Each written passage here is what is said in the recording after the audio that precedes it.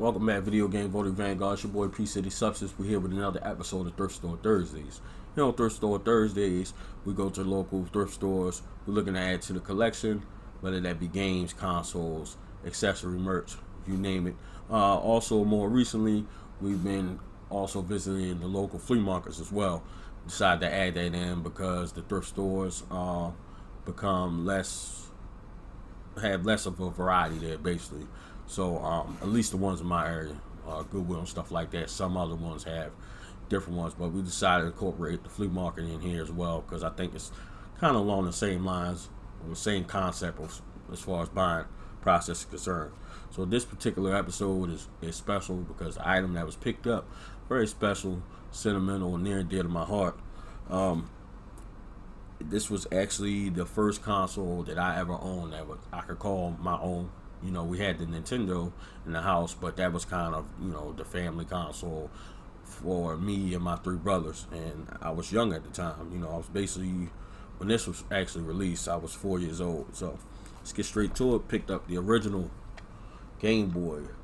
This model is known as DMG-01. That's Dot Matrix Game. This is just, for one, it's at iconic status. The Game Boy started the handheld revolution. This was just so special, and this is just so iconic, man. Just the feel of it and to have it in my hand, it still brings back memories. Like I said, I got that when I was 5 years old, so I'm so happy to have this added to my collection now.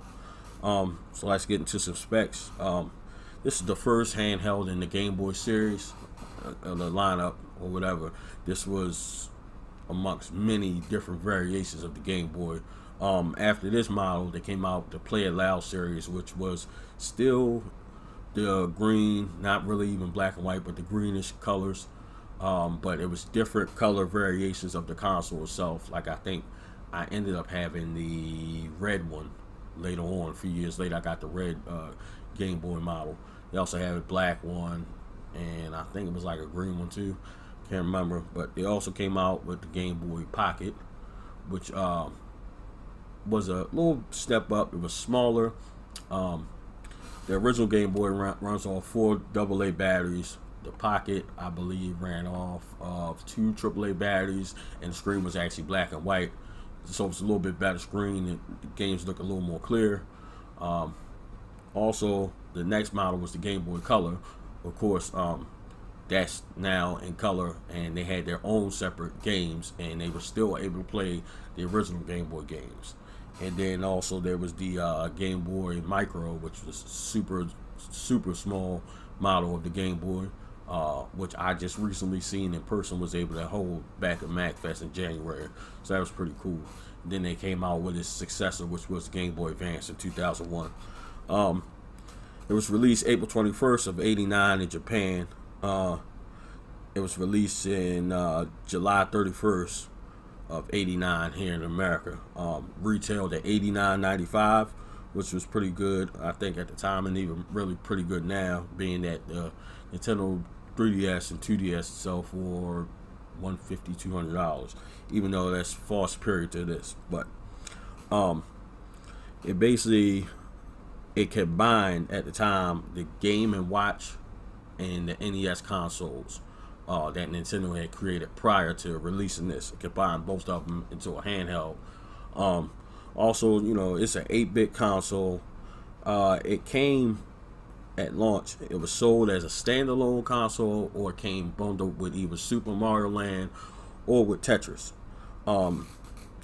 Although it was inferior to its competitors at the time. The competitors were the Game Gear, the Atari Lynx, and the TurboGrafx Express. It was inferior to them as far as the terms of the power and the graphics were concerned, but this became more of an iconic status and stood the test of time far past either the other 3 competitors that were around. It stood the test of time as far as its durability and just its ability to continue to reinvent itself. It got its praise for having an extended battery life that it has. Combined with the color, it sold over 118 million units worldwide. It was cultural icon for most of the time.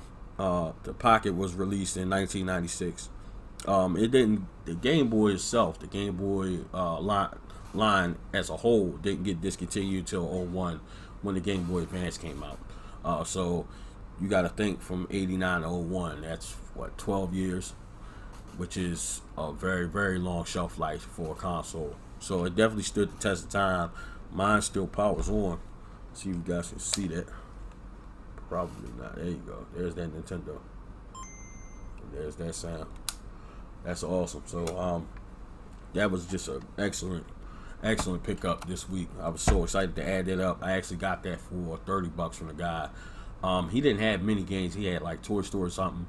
I knew I wanted Super Mario for it. I had Tetris somewhere in my collection already, so I had that. He actually threw in the game. I was going to pick up Mortal Kombat for the Game Gear. The guy actually gave it to me, so that was super thumbs up. Shout out to him for that. So even though it didn't go with the Game Boy, it didn't matter. I was just happy to add that, and that was actually a really, really good game and awesome game to give away to me for my Game Gear. So I was excited about that. So shout out to all the subscribers. Thank you for subscribing. Thank you for your comments and input, your likes. Don't forget to subscribe if you haven't. Hit the like button, subscribe button, turn the button on for the notifications so that you get them as soon as any type of information is released to the YouTube channel for the Video Game Votary. Also check out the official website of Video Game Votary, thevideogamevotary.wordpress.com. That's the official website for the Video Game Votary. There you'll find blog posts from me basically being myself. It's more personal, it's raw and uncut. I'm talking about life, I'm talking about real decisions.